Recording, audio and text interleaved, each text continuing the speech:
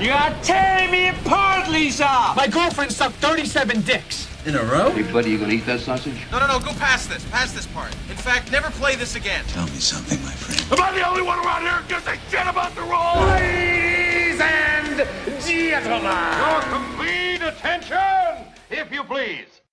The Epic Film Guys Podcast.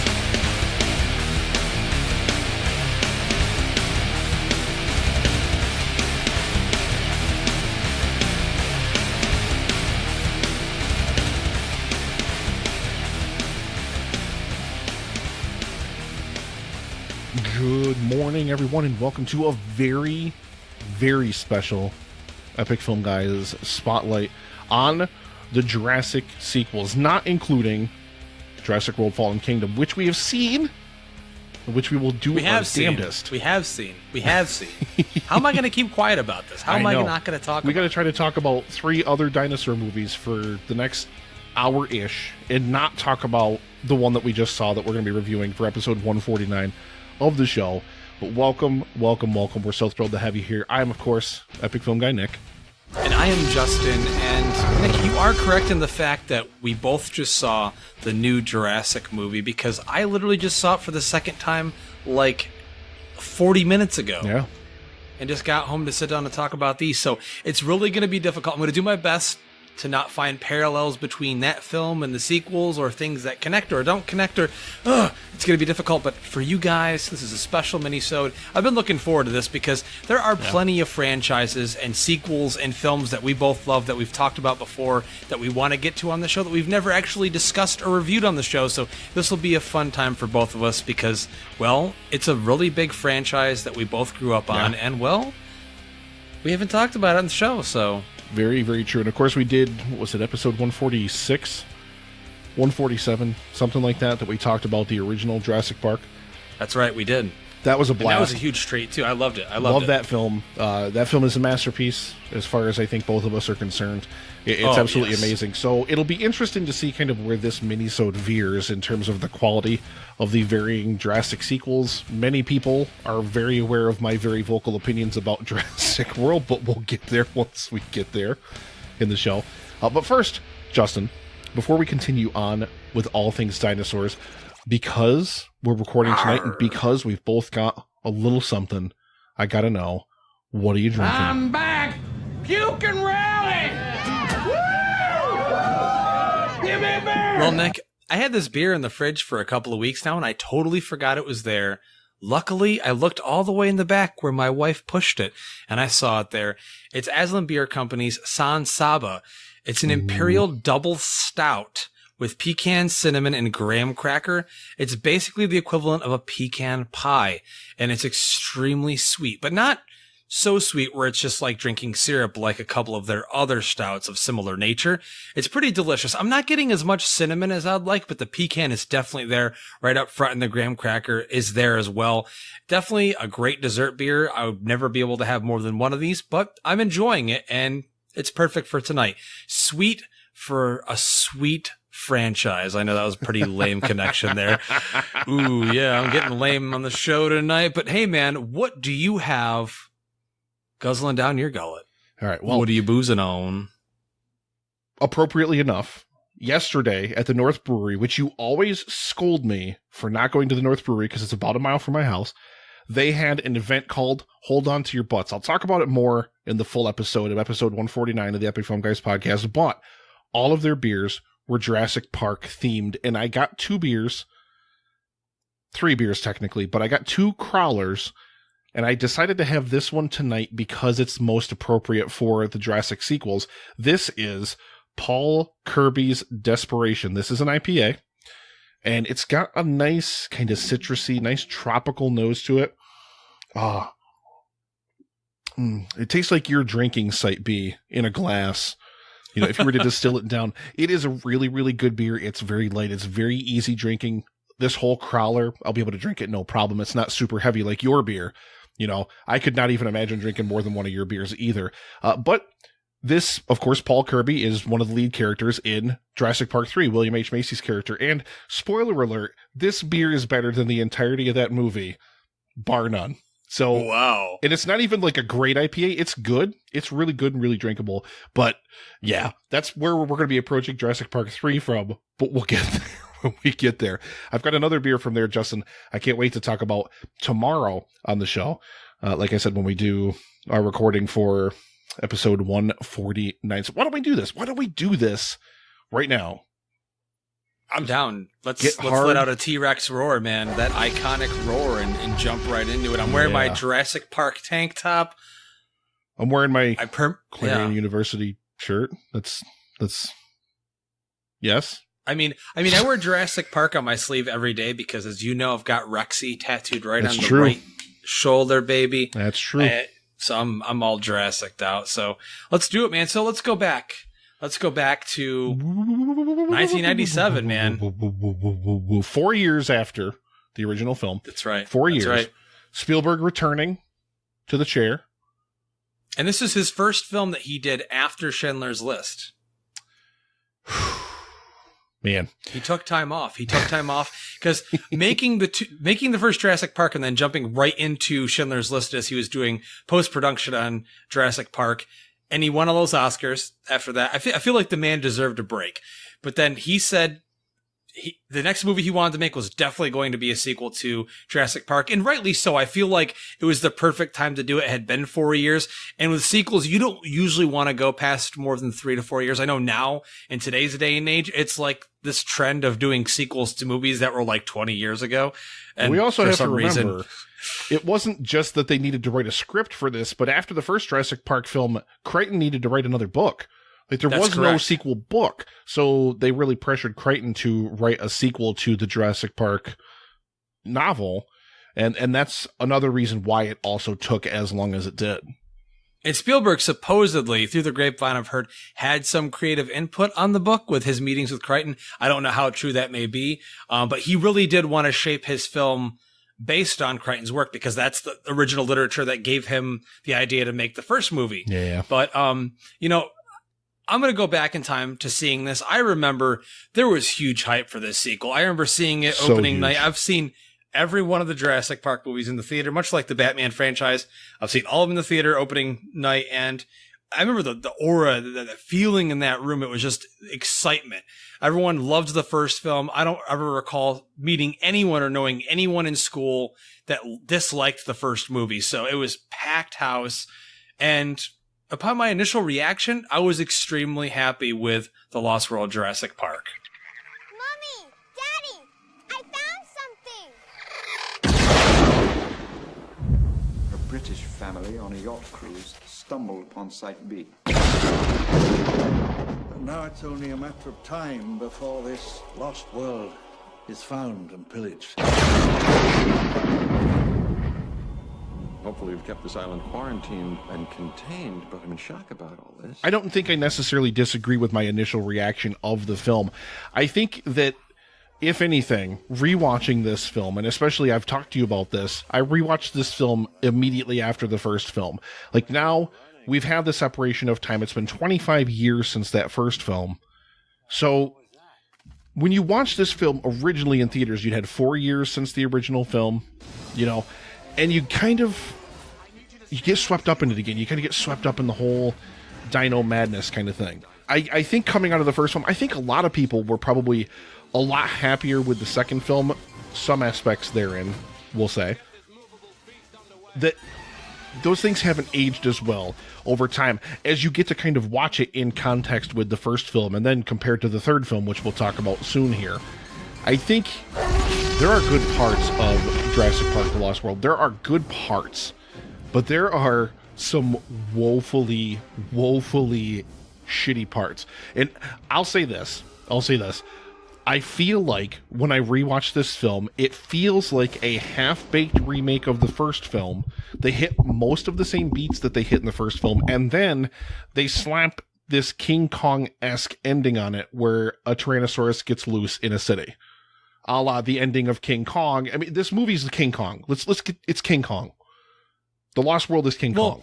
Yeah, let's make it clear. So to those of you that haven't seen it in a while or have never seen it, so The Lost World Jurassic Park is a story that takes place 4 years after the events of the original film, and it's a On separate another island. It's a separate island For called Isla Sorna. No reason whatsoever.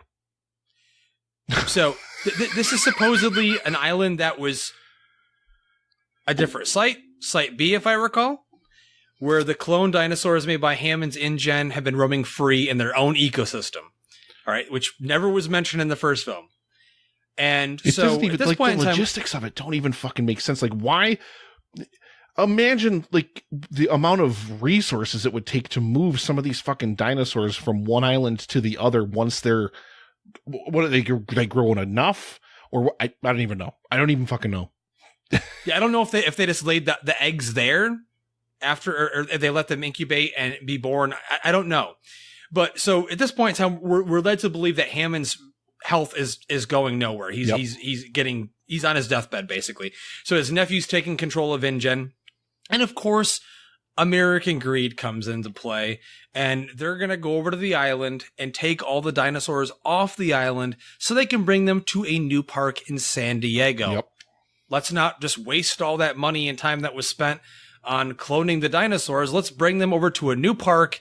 And of course, that's where we get back Ian Malcolm from the first film, Jeff Goldblum returning, the only main character of the first film coming back other than Attenborough. Hammond and Lex Hammond. and Tim all show up, but they're very brief cameos. But there's a cameos. Those are cameos. Make that clear. But as far as a main role in the film, there's no Goldblum's Grant, there's back. no Ellie, there's, That's right. Nedry, of course, was, eaten by a Dilophosaurus. I would have loved to have seen his skeleton, though. I would have loved to see his skeleton or his half-eaten body laying there rotting after all those years. Just see a skeleton wearing the Hawaiian shirt that looks way too big on the skeleton, Look like it's draped in like a Hawaiian tarp or something. Exactly. That'd be amazing. But no, yep. They have to basically, Hammond's nephew, as you said, has taken over control of InGen, which is the company that, owns Jurassic Park, all the blah, blah, blah, and blah. engineered the dinosaurs. Engineered the dinosaurs. So they want to go in and they want to save them. So Hammond has sent Ian's girlfriend, Julianne Moore, who is shockingly not naked in this movie. I mean, it's PG-13, so that's why. She gets nude in a lot of her movies, is what I'm saying. She ends up going because he doesn't want to go anywhere near dinosaurs ever again. Malcolm doesn't. And then, because his girlfriend's on the island, now he has to go there. You also get a very young Vince Vaughn, who was just arrested for DUI in this movie. Well, yes, now, finally, after all these years, he got arrested. But this is coming right off of Swingers. Yep. The movie he did with John Favreau that basically gave him his start. Pretty much. And let's not talk about the Psycho remake. Let's not. But this is definitely... Yes. We have a good cast here. Okay, I think Vince Vaughn is actually pretty good in the movie. I think a lot of the decent laughs we have come from his character. But he's not over the top in this film, which I don't think would have really worked in this film if he was kind of that Vince Vaughn, over the top Vince Vaughn character. I don't think that would have worked at all. And yeah, you're right. You've got an excellent cast in this. And let's not forget Pete Postlethwaite as Roland, who is probably one of the best characters to pop up in this film. He's basically on the island because he wants to hunt the T-Rex, which I think is really cool. She's there to document these animals so that way the records aren't lost. So that way the public know, because at this point in time, it's still conceived that this stuff that happened on the island could be myth, that could be made up lies. Like it's at this point. You have in the film at the beginning, Ludlow's character, he says to Malcolm that, basically you're kind of right, where they've able to kind of turn this thing into myth. They basically say that everything that happened at the first Jurassic Park, like they're completely fictionalizing everything, is completely blown out of proportion, blah, blah, blah, blah, blah. None of it's real. They kind of try to play that fact off like that. Here's what needs to happen in this, and this will also come back in Jurassic Park 3, Justin. But basically, you need a reason to get characters to an island full of dinosaurs where hijinks ensue. That's right. That's basically the only reason why the plot of the second and third film exists, is to get you to an island and then you can watch dinosaurs chase people for the majority of the runtime. That is exactly what the plot of the second and third films are, like bar none. So the Jurassic sequels, for me, and I'll let you in on this in a moment, Justin, but for me, the Jurassic sequels, I get that there's not a lot of real plot directions wherein you can take a movie where you're having people chased by dinosaurs. Okay, fine. There's not a lot of things you can do plot-wise. I've said this often about like genres like comedies and things. The plot for pretty much every comedy film is the same. It's the cast involved. It's how intelligent the script uses that same formulaic type of plot that really elevates it. And it succeeds in some fashions here. Like I said, it introduces Roland. I love Roland's character. I think that's great. But this script also decides to give Ian Malcolm a daughter who they send to the island with him. And again, hijinks ensue. Hijinks ensue to the point where she's doing fucking gymnastics and kicks a raptor out of a window. But I'll say this much. Though. That doesn't bother me as much as it bothers a lot of people. Like, dude, it's one little, I get it. I totally get it. But at the same time, I'm like, it's one thing. Well, it's one thing that happens. I think that's symptomatic of the fact that character exists in the first place, because I don't think that character needs to exist in the first place. Well, see, we know he has kids because he mentions it in the first film. He says he has kids, as in plural, so always we never go any further than that. Ex-Mrs. Malcolm. Exactly. I think he's got 3 kids in the first film he mentions. I think, for the obvious reason, all of these movies require, Nick, a kid that's put in danger. If there's not a kid put in danger, that audience member that's a kid isn't going to necessarily connect as well as they would if it's just a bunch of adult, old, gray-haired men running around on the island getting eaten. So, but again, this one for me, I feel like the relationship between Goldblum and his daughter isn't sold very well. I agree 100%. It's tough for me. I don't buy it. It definitely feels like a secondary idea to the rest of the film. It's not anything that's at the forefront. We don't really care that much about her daughter. It feels like the film doesn't need it. And you're right. I agree. You're right that these films need to put a child in danger. So, because if you look at the first movie, them basically. Yeah. Well, that kids in danger, that's his favorite thing. But when you see the first film, Lex and Timmy in danger, that's one of the best parts about the movie, because it adds real stakes to it, and it adds some of the best tension and suspense in those scenes. So, it's Spielberg too, and Spielberg film doesn't have a kid in it. That's true. Every one of them has a kid in it. Every one. Spielberg likes having child actors on set. He likes working with children. Not all child actors are created equal, and that's not all child actors are treated the same by the script. And Kelly does not get the same kind of screen time that Lex and Tim got in the first film, and she's not nearly the kind of endearing character. Like in that film, in the first film, you have Grant, and Grant doesn't like kids. So they immediately throw the kids into the mix with Grant. So you've got kind of that subplot of you get to know more about the kids, you get to spend more time with the kids, and at the same time, it's character development for Grant. In this case, she doesn't do anything to develop Malcolm's character. She doesn't add anything to Malcolm's character whatsoever. You can, whether she's in danger or not, whether you have those scenes or not, is beside the point. If you remove her from this film, nothing fundamentally about it changes. If you remove the kids from the first Jurassic Park, something huge fundamentally changes about that film, especially Grant's character. And I think that's why she feels like she doesn't really need to be here, because she doesn't.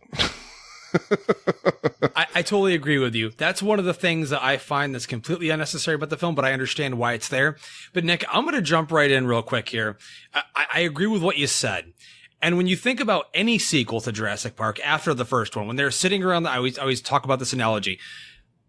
Visualize the suits in the room, sitting on the table in the boardroom at Universal. How do we get them back to the island? Yep. The dinosaurs are still there. They're not dead. We've established they're there.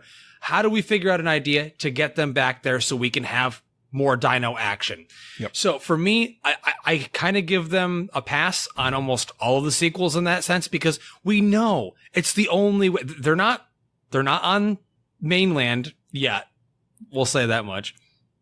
Okay. So they're not walking around in fucking Kansas. All right. You have to go to the island and you have to have things happen there. But for me, like, this movie gives me some of my favorite moments of the entire franchise. One of my favorite sequences, okay, we had in the first film, we had the T-Rex. It's everyone's favorite. It's my favorite. It's iconic. Yep. But in the second one, Nick, they decided to give us not one T-Rex, but 3, technically. 2 adults and an infant. 3. And the infant is, in my opinion, one of the most astonishing practical animatronic effects ever that they've ever done. Wonderful practical effects. I mean, I absolutely love seeing the T-Rexes together. I love the sequences where we have both the male and the female interacting and causing mayhem. I think my favorite scene in the film, which has got legit, genuine tension, is the trailer hanging over the ledge of the cliff. I really like that scene a lot.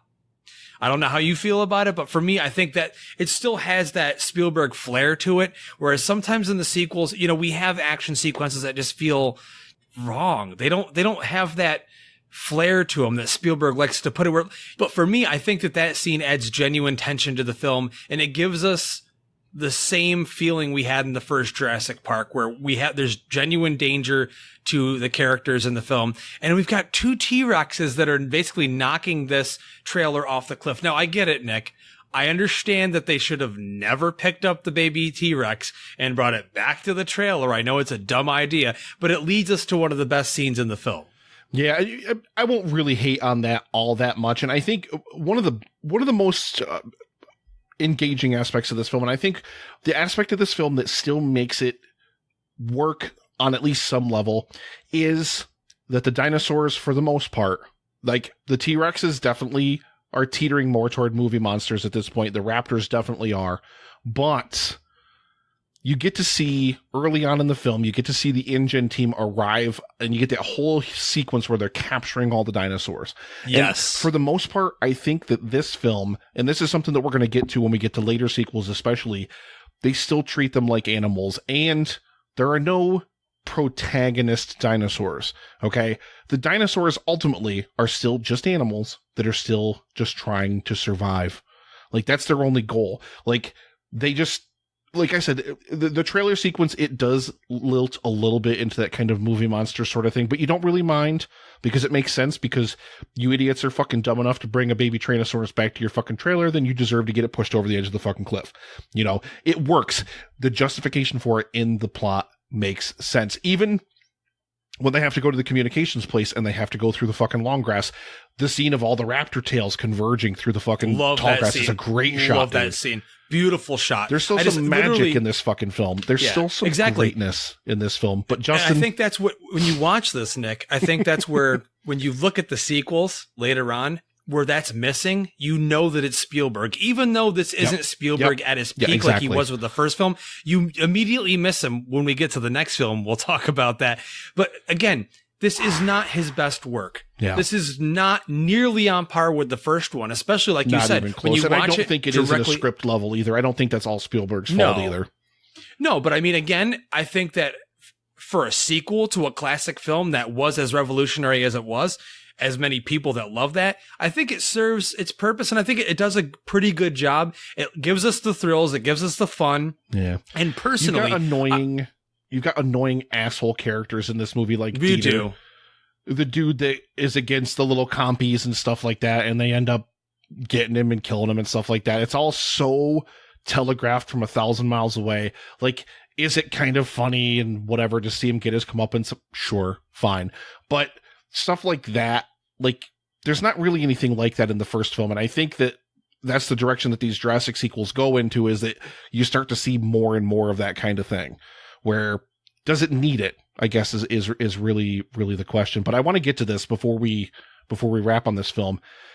The thing that kills this film for me, and the thing that kills this film, I think, for a lot of people, is the final act. And the final act of this film, they get the T-Rex on the cargo ship, which randomly everyone on board dies because the script needs them to. And we don't know why they die. We have no idea why they die, because as far as we know, the T-Rex is still in its containment area. Listen, it didn't sneak back into the hold of the fucking ship and reclose the fucking doors, okay? All right, so you've got that whole bunch of bullshit. Then this thing gets loose, and you've got some funny shots. It's drinking out of the pool and stuff. The dog's barking at it, and then it's eating the dog with the doghouse hanging out of it. Okay, fine. Like, there's some funny stuff, but it's all so ludicrously over the top that I think if you would have cut that entire sequence off of the end of the film, like, I don't know necessarily where you end the film for the on the island story, unless you just end it with them leaving again. Do you want to know, Nick, what the original ending was? What was it? So to those that are uninitiated with the story of how Spielberg constructed the third act we see in the film now, the original ending of the film was going to be them leaving the island and some pteranodons coming down, like finally actually seeing them in the movie. The pteranodons in the film, and they were going to come down. It was going to be an aerial battle, an aerial action sequence with them. It was going to be like a battle with the pteranodons and some helicopters. Spielberg was on set. He was sitting there, and it just rang to his head. He said, I just really want to see the Tyrannosaurus, like, in the United States, like roaming around. He had said it was as a fan and growing up as a kid, loving monster movies and King Kong. He said, I want to make my own King Kong. He says it. He admits Shocking. it. So he knows he jumped shark with it, and that's all we have. But personally, Nick, I disagree with you. I love the ending. I know it doesn't really fit with the rest of the movie, but for me, it's just that monster movie fun. I think we'll get to this with all these films. Yeah. All of them. But I mean, once you get past the first film, it's hard to go back. You're never going to recapture the magic of the first one, ever, no matter how hard you try. You may get glimpses of it and pieces of it, but in this case, Spielberg knows what he's got in front of him. He just wants to have fun. And I think for the most part, for general audiences, it works. I think it's fun. I like it. I would agree for the GA. I think it definitely works. I don't think that the general audiences would have any problem with this. So why don't we go ahead? Why don't we slap a quick rating on this, and then we'll move on to Jurassic Park 3. All right, Nick. Well, for me, I give The Lost World Jurassic Park a solid 7 out of 10. For me, I'm a huge fan of the franchise in general, even the bad. I deal with the bad and the good. This one delivers the goods for me on a surface level. I love seeing the animatronic T-Rexes there together. There's some great kills in there as well. And in this one, it's a little more sadistic because some people get killed that really don't even deserve it. They're not even on the level of a lawyer, but I still like seeing them get ripped to half and shaken all around and eaten. And well, that's what I like seeing. I'm sadistic, minus the raptor getting kicked through, with gymnastics. I don't care about that. That's fine. 7 out of 10 for me. I'll watch it any day of the week. I'm going to still land on the positive side of the fence, but barely. I'm going to go 6 out of 10 on this.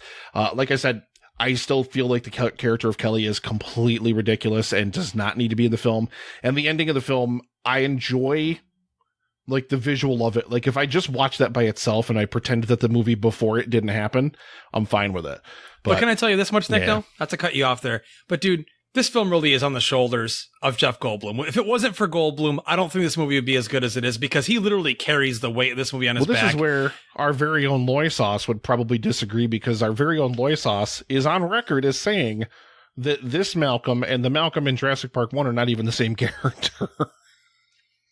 I mean, he's had 4 years to reflect. I mean, come on. People change. That's the way I look at it. I love Goldblum.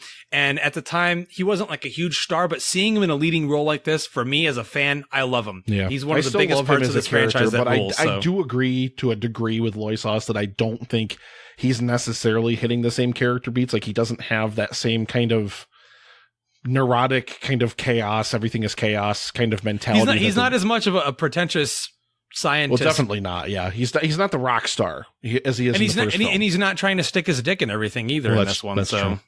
Yeah, that's right. All right. So from this film, Justin, so a 7 and a 6 so far.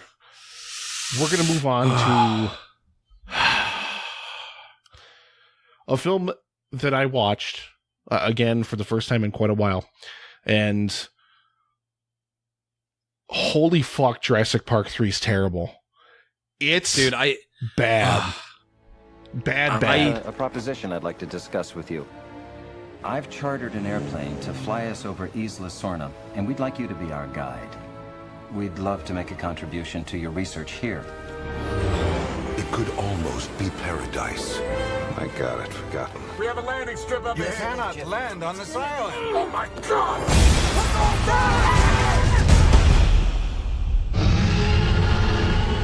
But in this forbidden place, where man has tampered with nature. This is how you make dinosaurs? This is how you play God. I don't even know, man. I mean, dude, I'm going to talk about my initial experience on all of these when I first saw them. And this is one that I remember leaving the theater. This came out 2001. I was in high school. I was always a fan of the first two. Sweet going Jesus in, I remember walking out like, what? You killed the T-Rex? The T-Rex? You gonna kill the T-Rex in the first? How are you gonna kill the T-Rex? No, you can't kill the T-Rex. You know how many fans are pissed that wanted to basically boycott this movie, or they boycott it, or they dislike it because of that? I'm one of them. That's just one of many bad things about it, but well, of you course, can't kill the T-Rex. Let's get this out of the way, okay? Come on. This is Joe Johnston, okay? And he made The Rocketeer, which I know you absolutely love. He made Captain America. That's right. The first, he's made some good fucking movies. He made Honey, I Shrunk the Kids, man. I love that movie as well. Okay. I really think, and we'll get into this as we get further into the Jurassic franchise as well. The problem with the Jurassic sequels starts to become not the person behind the camera, but the person behind the pen. There are so many fucking things in this movie that legitimately make no goddamn sense. None whatsoever. What happens to the people on the boat, Justin? Who knows? They just vanish. The plot needs them to disappear. That's what happens to them. And they literally disappear. A cloud goes over them and they're gone. Yeah. There's blood on the boat. They're gone. Raptors, all of a sudden, can just break people's necks. Like, what? Wait, what the fuck? They're doing UFC moves now. They're doing UFC moves, dude. The Spinosaurus is really the first creature in a Jurassic Park film that is 150% movie monster. Straight up. They don't even try to hide it anymore. Like, they don't even care. They bring in the fucking T-Rex because they wanted a dinosaur that would be like, wow, oh, it beat a T-Rex. It's been our villain for the first two movies, the T-Rex. So, man, this Spinosaurus is really something. But fucking Jesus, let's get to the problems this movie had before it was shooting. So this movie had a number of different scripts prior to shooting. A lot of different scripts, yep. And they decided 3 weeks out from going to shoot, they were going to change the script again. So they were actually making shit up as they went on set. Well, the important thing is here, you know who wrote like one of the treatments for this that didn't end up getting used for the final film, but they still get a writing credit just because of how like WGA credits work, is one of my favorite directors of all time, Alexander Payne, and his writing partner, Jim Taylor. Like, I was not aware of that. Dude. Oh my God. I had no idea. My favorite movie of all time, About Schmidt. Sideways, The Descendants, even though they made that fucking piece of shit downsizing. But that notwithstanding, like, they are a proven writing team. But, and we'll get to this when we get to Jurassic World as well, but basically their script, like, I think there's a couple of ideas in here, so they still had to get credit per, like, WGA rules. But their script is not the script that was used to film this film. Period. But they... Make no mistake, there are some scenes from Crichton's Jurassic Park and Lost World novel that also made their way in here as well. Yep. This kind of feels like a dumping ground for all the unused stuff in the first two novels. All right, and this also takes place on Site B, so this is not. Yep. Once again, we're same site, on the same the island second island that exists for no goddamn reason whatsoever. That's right. So this movie, this is where we get to the plot being as thin as a piece of tracing paper, okay? Because in the second film, okay, I get it. They're going to go back and try to grab the dinosaurs so they can bring them to a new park. I buy that. I 100% buy that. That's how American greed works. That's the way of the world. In this one, we have a young 12-year-old boy who's going parasailing. Nick, let me repeat that. They're parasailing around this island, knowing that this is the island that supposedly has dinosaurs. Well, they're trying to see dinosaurs. Like, at least that's what I get from that opening scene. Would you really, if this was your stepkid or your kid, or you were the uncle of this kid, legitimately, think of how good the effects are, and even in the rest of this film and in the other two films in this franchise to date, the fucking green screening in that sequence is horrible. Oh my God! And Nick, I watched this. Again, I'm gonna glow. But oh jeez! I watched it on Ultra 4K HD, and this is the film out of all of them that they didn't give a shit about. They literally ran it through a filter and did nothing with it. Because definitely that shows 100%. It looks like literally like 1985 green screen, if that even makes any sense. But but so we'll welcome to this. So the kid's missing, and his parents want to go to the island to find him. So they go and find Alan Grant, who's still digging up dinosaur bones. God bless him. He still loves the old way of dinosaur bone picking. Well, and I love I don't mean to cut you off there, but I love, there's a line that he says toward the beginning of the film that what John Hammond and Ninja did was create theme park monsters, not dinosaurs. Exactly. I love that line. It's a great line. And legitimately the entire rest of the film is him being chased by theme park monsters. So exactly. Yes. For me, the hardest part for me, the Grant from the first film, I still see in the beginning of this film until we see him make the dumbest decision ever. And it's the same exact way that Hammond got him to the first island in the first film, offer to fund further digs for him. And in this case, he takes the bait after he literally just said, nothing could ever get me back on that island. Yeah. No force on heaven and earth, I believe, is what he says. And then the problem is, it's not, he's just dumb. He's dumb on like unconscionable levels because he already knows they want him to fly over and he doesn't do legitimately any kind of background checking whatsoever. They throw money at him and he's like, done. Yep. Well, they don't even throw money at him, Nick. They ask him how much he wants, and they pull out a blank check. Yep, exactly. We can just keep putting zeros on here. These strangers come meet you, and see, in the first one, it makes sense because he knows who John Hammond is. This is the guy that's been funding his dig. Sure, in this, these are just two random people that show up, and they're like, "Let's meet you at some shitty bar." Man. Yep, here's a check. Will you do this for me? It makes no sense how he would even know about the other site because he never went there, ever. He was never told about it. He found out about it after the fact. So, I mean, okay. That's how we get back to Jurassic Park. And we're not even at Jurassic Park. They land the plane. And I love William H. Macy. Shameless. He's an amazing actor. I like him in this film. But Téa Leoni in this fucking movie, I want to gouge my fucking ears out every time she speaks. I hate her character so much in this fucking movie.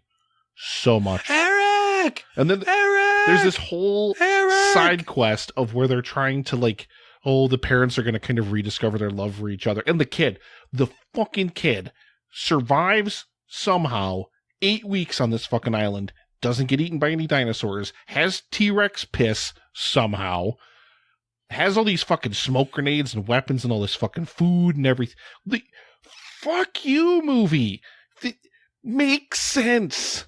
Make literally a shred of goddamn sense. Now, all the stuff he has, I don't know how that happened. I don't know if this was an indirect homage to Aliens. I know how he got that T-Rex pee. He sat right underneath it and just milked it. He just milked it right out of the T-Rex cock, dude. He waited for the cock to come out of its sheath, its little pouch. And then he just milked it right out of it. I would have paid cash money to see that scene in the theater. That would have been great to see. That would have been great. I know, right? Why couldn't we have that scene?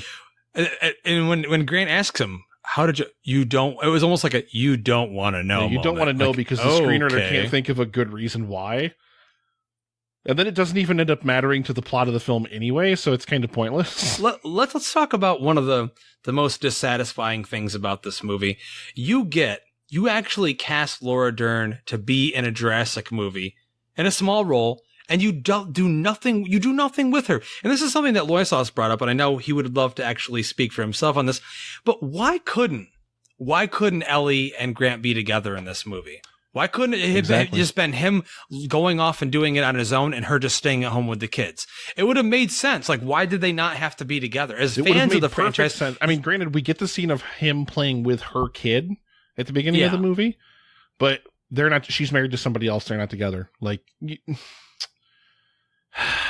as fans of the franchise, that's what you wanted to see is them together, but instead you give us them not together. We already saw in the first film that he knew how to bond with children. He had he was a fatherly figure by the end of it. That's the whole point of the first movie. That's the development of the character. So now he's single and no kids, and Ellie's got a kid with some other dude. That's just literally like, and you give her like the dinner scene, which isn't even that good. It's very awkward, not very well directed.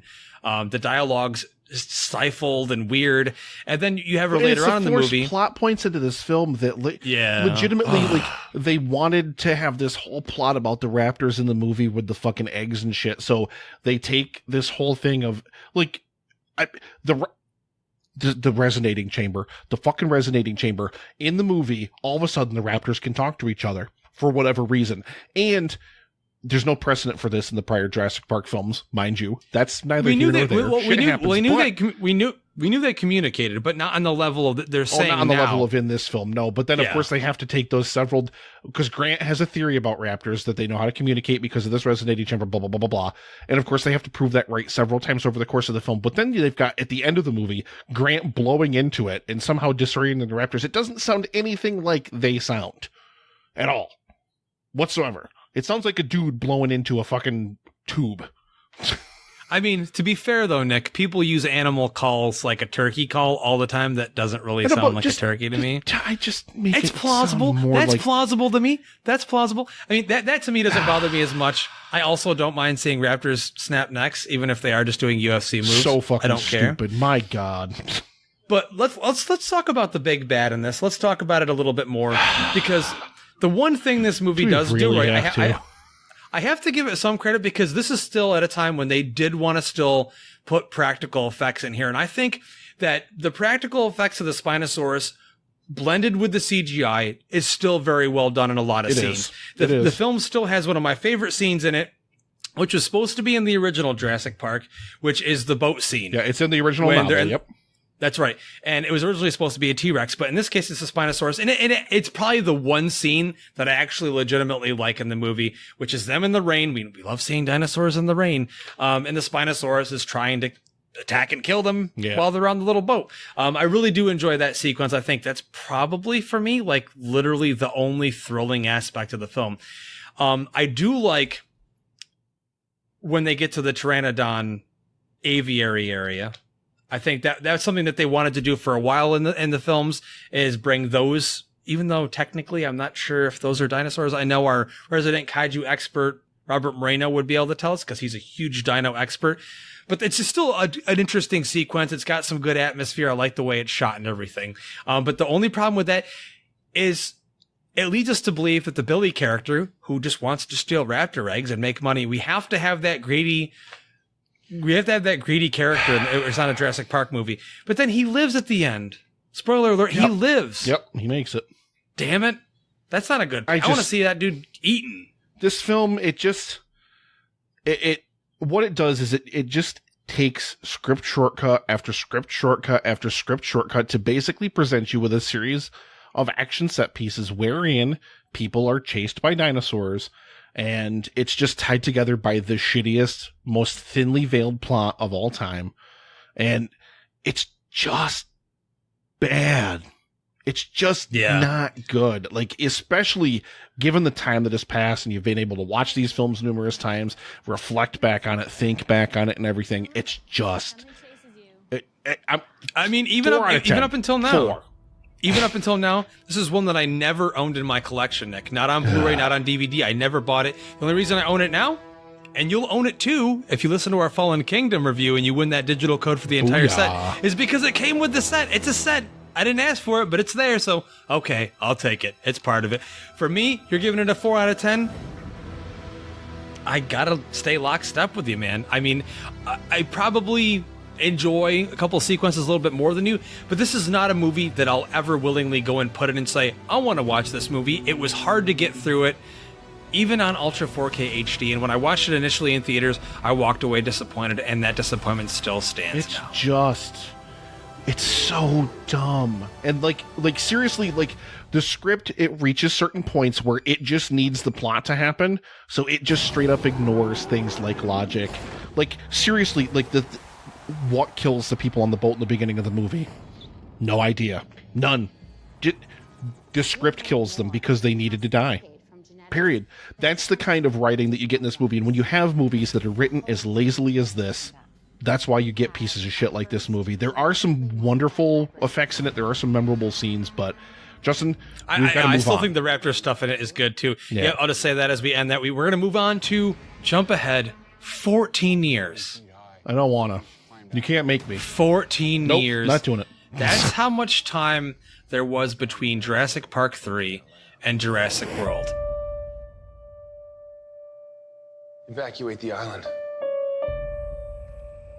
She's a highly intelligent animal. She will kill anything that moves. Oh, God.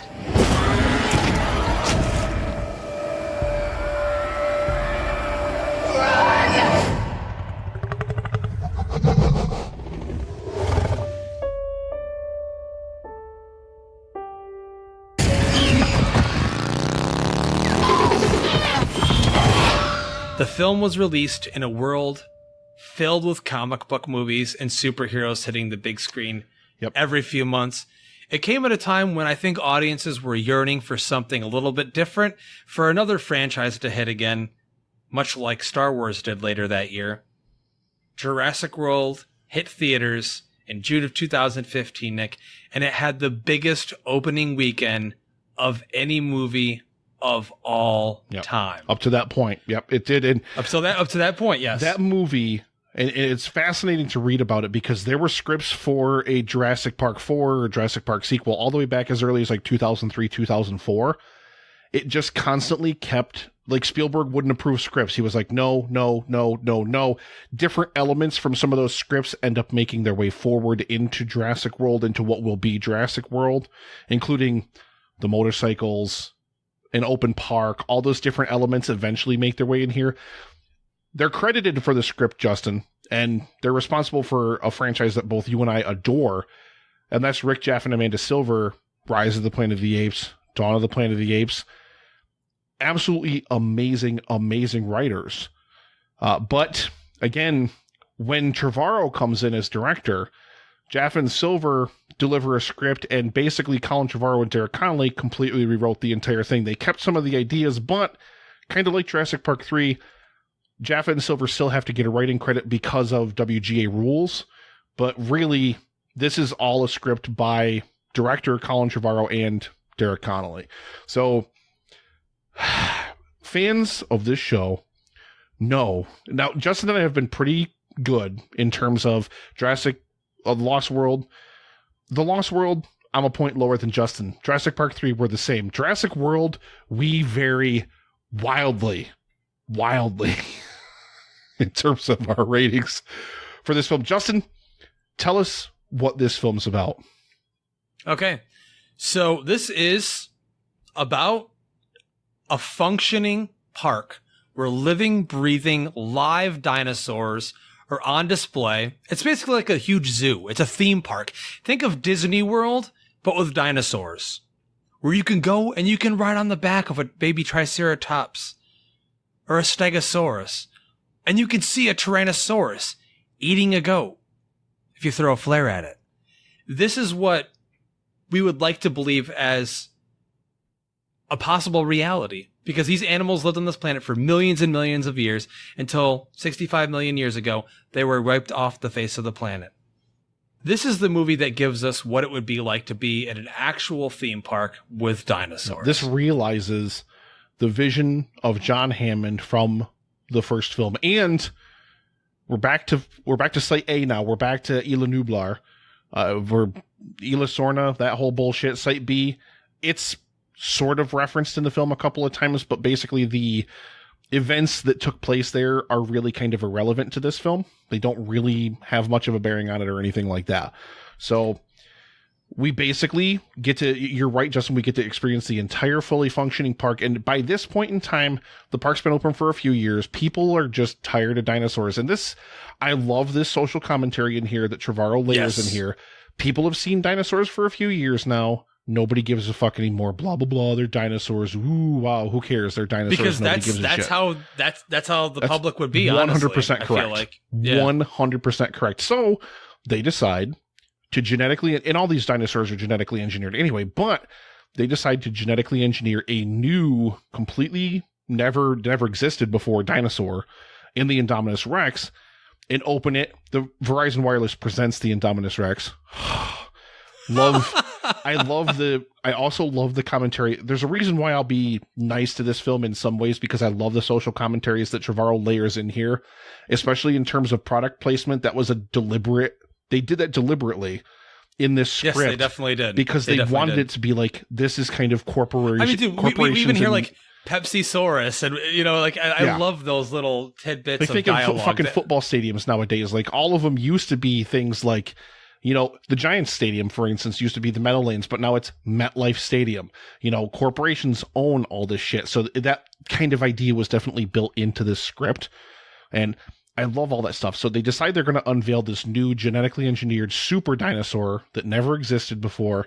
And once again, Justin, it has to be said, high jinks ensue They do. They ensue. And the Indominus Rex just tricks, the park employees into coming into the cage and basically letting her out because she's that smart. Now, we are led to believe that this... Is she that smart, or are the people that run this park that stupid? That dumb. Yeah. Well, I mean, they do mention, and we know that from the previous films, that the raptors are the most intelligent dinosaurs. They are. And that, they're likened to dolphins, which, some people are saying now that studies say that dolphins are on the level of humans in intelligence and maybe in some ways smarter, because they don't kill each other. So, but no, I mean, okay, so it's part raptor, right? Part T-Rex. It's the Indominus Rex. And this thing gets out, and of course... Here's the problem. Justin will disagree with me. I don't care. But when we talk about the script for Jurassic World, when we talk about the script for Jurassic Park 3, the reason I have big problems is that there are major, stupid things that happen in the plot that make no sense. Okay? Why? Answer me this question, if you will. Why does Henry Wu, who works for InGen, which is owned by Masrani Corporation, not able to tell the CEO of Masrani Corporation what the genetic makeup of the Indominus Rex is? Why? Because the script requires it not to until you find out later in the film that it's part raptor. That's fucking why. It's so fucking stupid. Legitimately go fuck yourself, movie. I'm not this dumb. I don't care if you think I'm this dumb. Fuck off. Yeah, but you know how many people sitting in the audience watching this movie actually care about that? Yeah, you might be one out of me, and that's it. One out of a lot. I get it.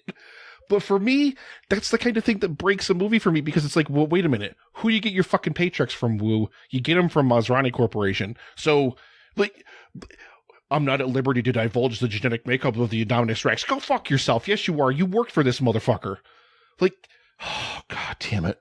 Oh, and it's all because the script needs to wait until later when the Indominus becomes the alpha of the Raptor Squad to reveal that. That's exactly why that whole fucking thing exists. And let me bring this up too. What is the point of the asset containment department? What do they do? Because they're out in the jungle with glorified cattle prods trying to wrangle in a like 35, 40 foot tall fucking killing machine with cattle prods. What the actual fuck? And then they're just really bad at their job anyway, because they immediately get annihilated. All of them. To be fair, she can blend in with her environment. She got the drop on him. And it leads us to one of the best, exciting, amazing sequences in the film. I get to see the Indominus grab a guy with her hand and eat his head off, and blood splatters everywhere. I don't give a shit how it got me there. I just want to see the dinosaur eat people, Nick. This is the divide here between Justin and I when we watch these films. Eventually, Justin just wants to see dinosaurs fucking wreck people, and this movie does it in spades, and it does it well. It does it very well. For me, I can't get past that. Like, what the fuck is asset containment's job? The one time they're actually dispatched to contain an asset, they fail spectacularly. Honestly, to be realistic about it, you know what they probably should have done? They should have had air support above as well. Tranquilizers, air support, everything. Like, if you're going to have a park like that with that kind of money, you think that Disney doesn't have asset containment? You better believe they got machine guns there in their underground lair. I don't want to get into it right now. We'll talk about it when we do it on the main show, but think about the opening of Fallen Kingdom. Oh, we can't talk. The liability of a dinosaur escaping into the park and actually eating people is so high. Hundreds of millions of dollars in settlements, in insurance payouts, in everything that you would have to pay because of an action like that. So I don't care how much the asset costs. Priority number one has to be that you like legitimately tranquilize the shit out of that animal until it's fucking comatose and drag it back into its box. Like, it doesn't matter, because and Masrani makes a point to mention it in the film. He's like, that asset's worth $27 million. And I like the way that the film continually refers to the animals as assets. It tries to not like think of them as living, breathing things. Which but Ms. Ronnie says earlier on, though. Yeah. But he says it earlier in the chopper, though. See, we see him kind of switch over when it comes to the money aspect, because when he's talking to Claire, well, we got to get to the main characters as well in a moment here. But he mentions, he's like, "How are the dinosaurs? Are they happy? How are my animals?" You know, like, so he starts off as being like, okay, this guy thinks of these as like Hammond did, and you can see that he's hearkening back to Hammond's original reaching back, vision, But then, of course, later on, when shit hits the fan, he's like, the asset, you know, like you can't. It's $27 million. We can't lose that. You can't tell me that in like if they run the simulation, because here's the thing, they've already got precedent for a park failing. The original Jurassic Park, Hammond's original idea, failed. Okay, and it took them how many years to wrangle up all these dinosaurs on the park and open Jurassic World and do all this different stuff. Like the liability. I can't even imagine what Hammond had to pay out in fucking liability for the people that died because of the original park incident. You know, like and in this, way more people die. Way more people die in this. Yeah, way more fucking people. So you can't tell me that, like, worst case scenario, like insurance adjusters and like bean counters and fucking everything else did not sit here and be like, if a dinosaur escapes containment and fucking eats people, you're looking at hundreds of millions of dollars. I don't care what the fuck that asset costs. You put it down and you drag it back to its box, or it's a genetic fucking monster. You kill it and make a new one. But Nick, you know what though? If they did that, then I would have no movie to watch. Exactly. So the script, I don't really care. The problem I have, and this is a problem that I have with the movie, is that it relies on the stupidity of the human characters to advance the dinosaur characters. If you just have the dinosaurs, their greed. It's their greed, man. The greed. I know it's the greed, but it's their greed / stupidity. They're just too dumb to know how to actually stop this fucking thing. I've been on my soapbox long enough. I know you love this movie way more than I do, so I will let you literally stroke your dick right now. No. I mean, well, let's get to what the movie actually is, other than what we mentioned. We have Chris Pratt here. We obviously, with the original films, by part 3, they were basically taking everyone they could from the original film and using them whoever they could get. In this case, they're like, okay, we're going to jump in fresh, get some new people in here. Chris Pratt was hot on the heels of Guardians of the Galaxy. He was an up-and-coming star. They cast him as Owen Grady, who's a Navy veteran and Raptor expert and trainer. And we have Ron Howard's daughter, Bryce Dallas Howard, as Claire, who's the operations manager at Jurassic World. So we obviously have the kids here, Gray and Zach Mitchell, which are Claire's nephews, and they're sent by their parents who are getting a divorce, I guess, which is supposed to be a plot point, but never really. This is one of those plot points that it's like, I wish, like, all you had to do is spend a couple more minutes on it, like, screen time wise. No, I agree, yeah. The reason why the first film works so well is because it spends a lot of time developing and investing you in the human characters. Like, it wants you to care that their parents are clearly not happy and getting a divorce with one throwaway line that Judy Greer says to David Wallace. We're rewatching The Office, so that's why he's David Wallace to me. Just one throwaway line. They want us to give a shit that these parents are obviously, they're going through troubles and they're probably headed for divorce. Like, you have to spend more time investing us in that, or fuck it, throw it out the window. Don't focus on it. Who cares? You know? Yeah.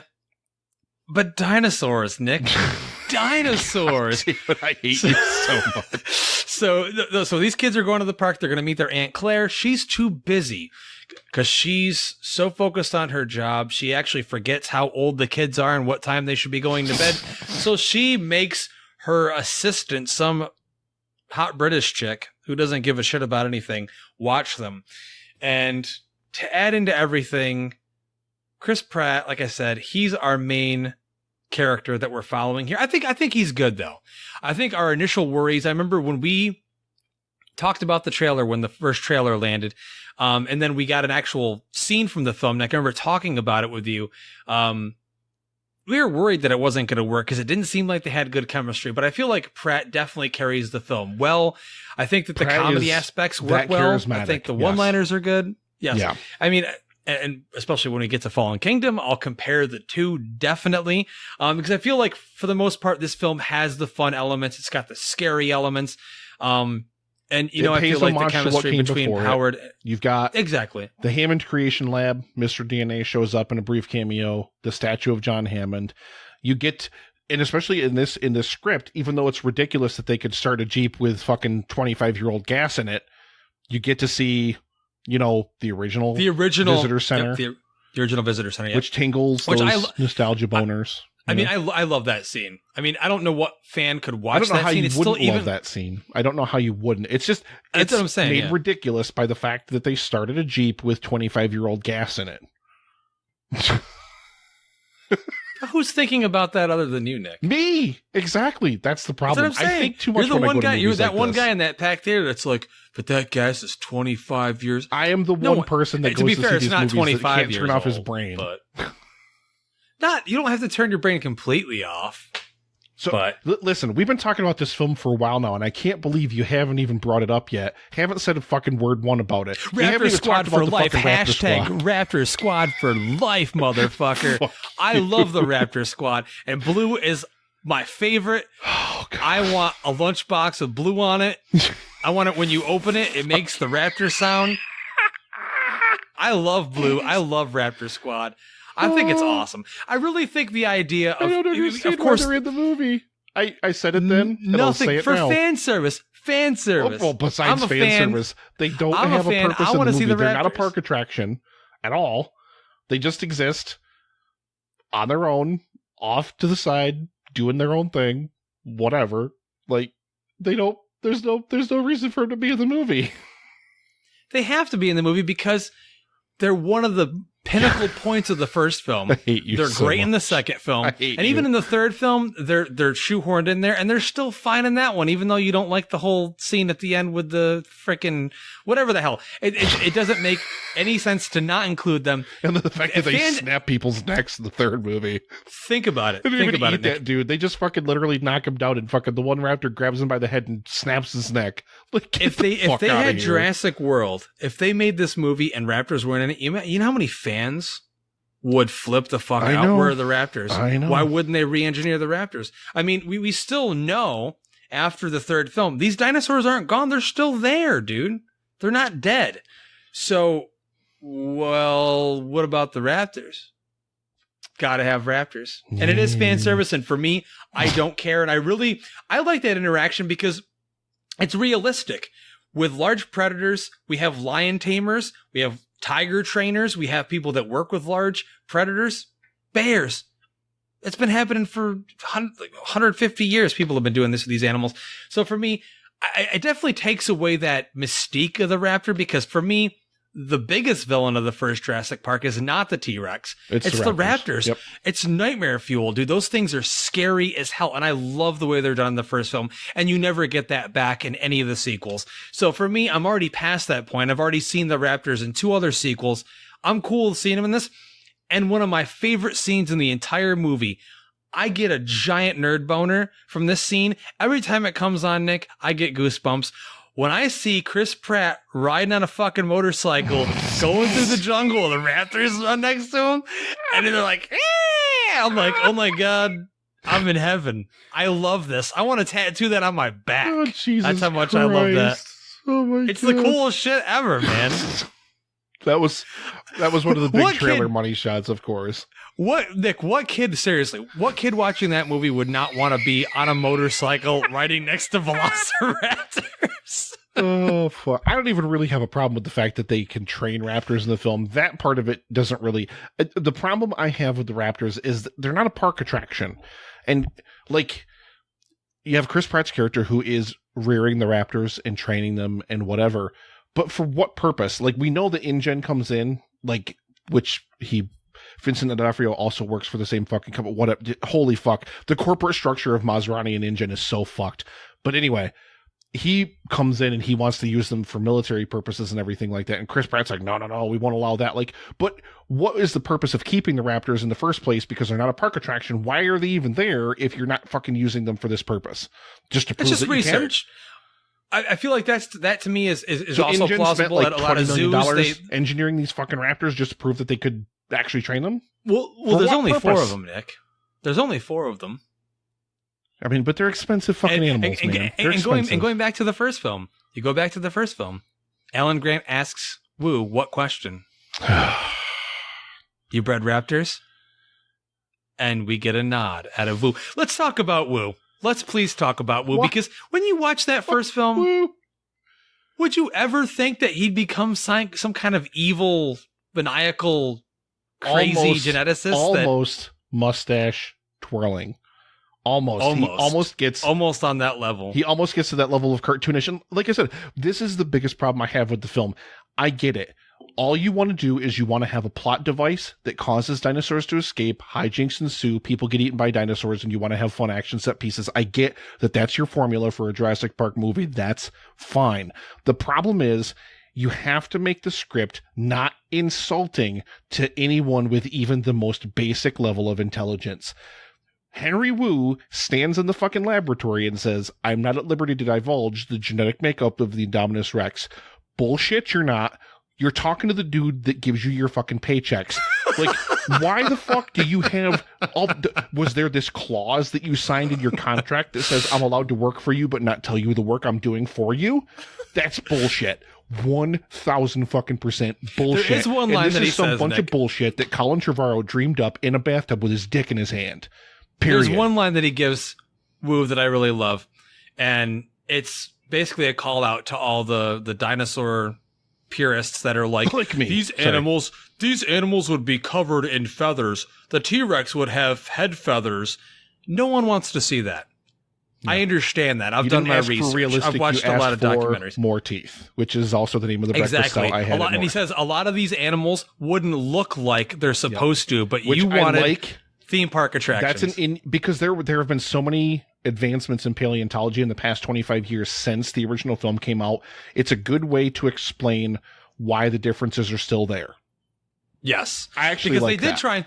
They did try in 3 to start giving the raptors head feathers, which I don't mind. Head feather thing, yeah. But I'm going to say though, I mean, personally, we all have our view, I would say 1990s view of what dinosaurs look like in our heads, and they are the way they look in Jurassic Park. So for me, I'd rather these are movies, this is fantasy, this is fiction. So I don't mind it. Do I want to see T-Rex with a bunch of feathers on it? I like that they go there with that. I like that they give him that line because, like I said, it's a good explanation in universe for why the dinosaurs don't look like the dinosaurs that they would normally look like.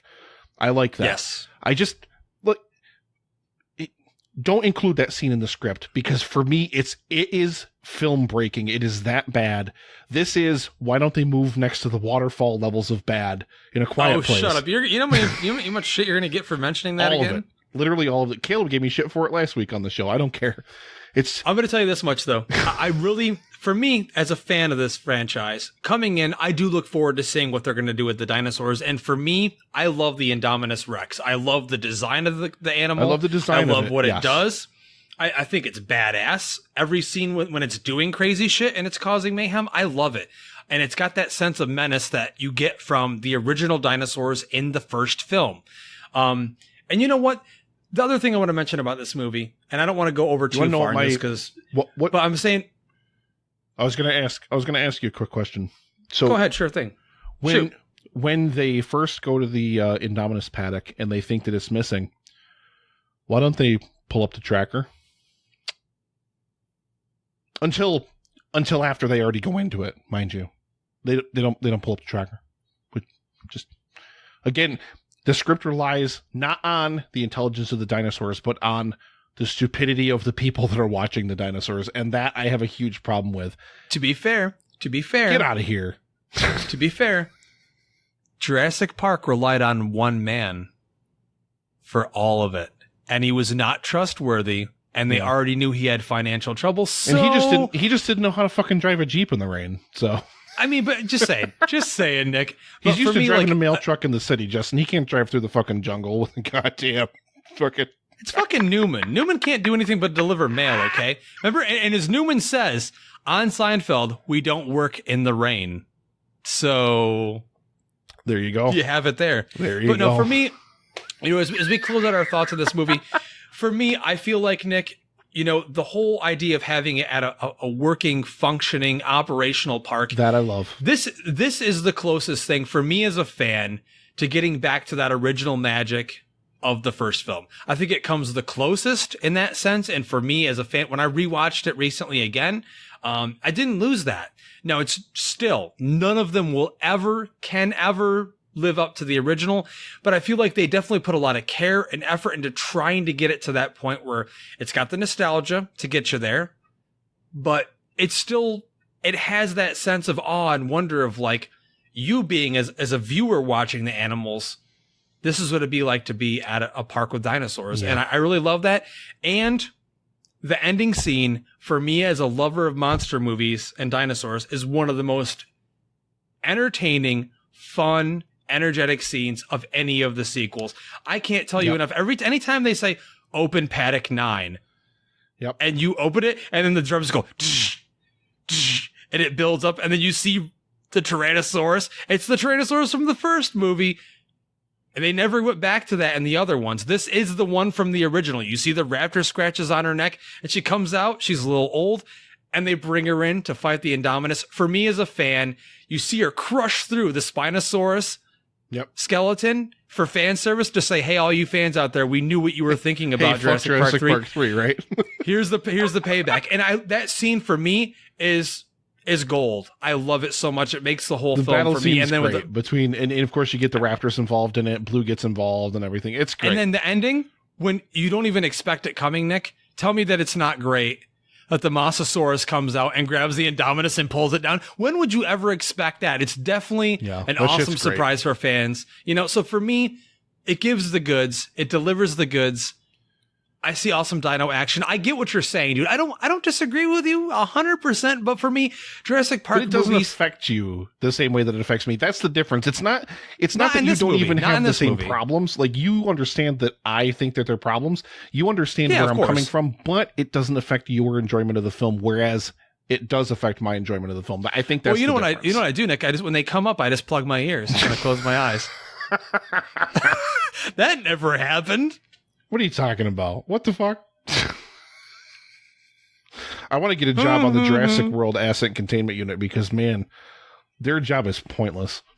You want to die? The one time they do their job, to die? They fail spectacularly. About that, the scene that builds it up to them going off to go get the Indominus, it's got that heroic music, and you see them all grabbing their weapons and stuff. These guys are badasses. Oh, they're done in 2 seconds. You see on the screen they're watching. They're all dead in like 5 minutes. Okay, you guys all suck at your job. Like, man, and who would take that job? Do you really need the money that bad? Do you have that much child support? Seriously? Are you that much in debt with student loans? I have to go out. I'm going to hold this fucking baton, man. I'm going to go try to kill this giant killer dinosaur. Yep. Fuck. Well, do it. Give it to me. Stamp the number on it. We've reviewed this film as the Epic Film Guys before. You know that it's not going to be the same as it originally was. I'm going to be completely honest with you. So it's going to be an 8 instead of a 9. That's correct. Yeah. You're 100% correct. Yeah. It's going to be an 8. I think it's just been, for many fans, that's why it did so well at the box office. So many people were just ready for another Jurassic movie. We were getting, bombarded by comic book movies just like we still are today. But it was something that we missed and we remembered. It was nostalgic for us. And for me, that's probably why I had it as high as I did, but still a solid 8 out of 10. I still love the movie. It's still, personally, I'm not going to tell you where it is in the entire franchise until we get to Fallen Kingdom, but it's still one of my personal favorites of the franchise. I will say this Thursday, because we're going to record it tomorrow. This episode records, it's about 11:30 Sunday night. This episode is going to come out in about 6 hours. And we're going to record our Fallen Kingdom review, and that's going to come out on Thursday. But yeah, maybe we won't rank the franchise necessarily, but we'll kind of put Fallen Kingdom in amongst the other films wherever it may fall or whatever. So I'm actually going to stay with my original rating of this film. I'm going to stay with a 6 out of 10. I think there is enough magic here that's worth seeing in the end. But please, for the love of God, like Justin said, plug your ears during some of the sequences, because holy fuck, you will want to stab yourself in the eyes. Because some of it is fuck you, Colin Trevorrow. God damn it. 6 out of 10. It's great that we get to sit down and talk about these. I really do love the fact that we're going and taking a look back at all these movies. Even Jurassic Park 3. Yeah. I just want you guys out there I just want you guys that are listening to know we did this for you. We listen to what you guys said. You want us to do stuff that we don't necessarily like, and you want us to touch bases on everything. And so that's what we did. And there you are. There you have it. No one would ever watch Jurassic Park 3 willingly unless they want to suffer. I guess that's what Justin's getting to. You know what, Nick? I did see a guy the other day. There's the official Jurassic Park group on Facebook, and there's like I think 50,000 people in there. And there was this guy the other day that said nothing will ever live up to the legacy of Jurassic Park 3. And I don't know if he was serious or not, but there may be that one guy out there. It led me to believe there may be someone out there that they have that Spinosaurus tattooed on their arm, and that's their favorite movie ever. But like, just saying, like Jake Johnson says in the film, as he's sitting there working at Jurassic World, and he's wearing a Jurassic Park shirt, that first park was legit. I mean, people died and everything, but that says it all, man. Oh, man. So there you have it. Ladies and gentlemen, our Jurassic sequel retrospective on the eve, kind of our review of Jurassic World Fallen Kingdom. Now, Justin and I have already seen the film. We did a remarkable job, I think, of steering clear of really going into anything that has to do with Fallen Kingdom. There's a lot to unpack there. We're going to be talking about that in full, a full discussion in episode 149. We'll also be joined by the god of podcasting himself, the A1 Loy Steak Sauce. He'll be here as well. H-Sauce. And it's going to be an interesting discussion, to say the least. I have no idea where Justin falls on it. Justin has no idea where I fall on it. No idea where Loy Sauce falls on it. So we're all going to be coming at it just basically fresh and clean, like a freshly scrubbed baby T-Rex. So fresh and so clean. But yeah, throwing some Outcast in there. Ladies and gentlemen, thank you so very much for listening. Stay tuned again this Thursday for episode 149 for our full thoughts on Jurassic World Fallen Kingdom. I am, of course, Epic Film Guy Nick. And I am Epic Film Guy Justin. Thanks for listening, and we will see you at the movies.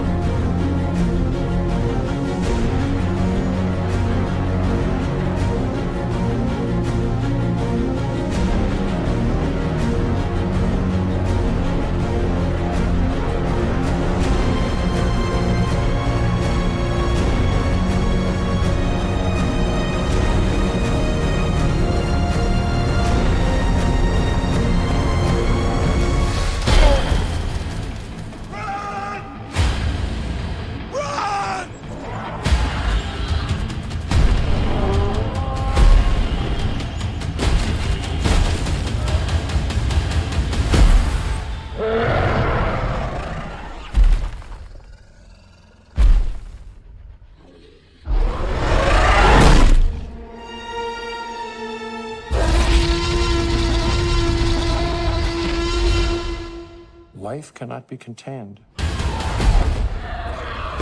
Life breaks free. Life